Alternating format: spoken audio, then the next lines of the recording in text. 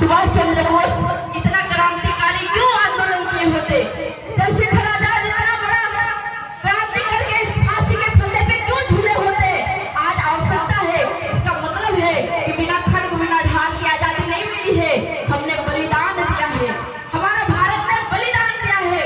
जब हमारे उस बलिदान को हम देखते हैं तो माताओं की छवि दिखती है, माताओं की छवि दिखती है कि जब फांसी में चढ़ाया जाता है तो माताएं रोती है। किसी ने पूछा, माँ तुम्हारा बेटा क्रांतिकारी है, फांसी पे झूल रहा है, तुम रो रही हो, दुनिया क्या कहेगा?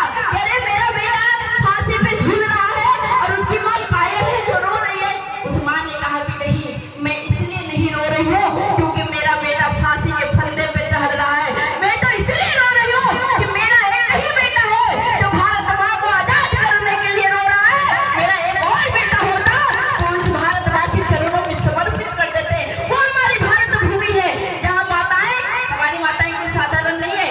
हमारी माता गार्गी है, हमारी माता मैत्री है, हमारी माता जीजाबाई है, जिन्होंने अपने पुत्र छत्रपति शिवाजी का निर्माण किया और कहा बेटा इस जो भारत है, भारत मुगलों के बस में है, मुगलों के कब्जा में है, गुलाम है, इसीलिए अगर तू मुझे कुछ देना चाहता है तो एक ही चीज देना।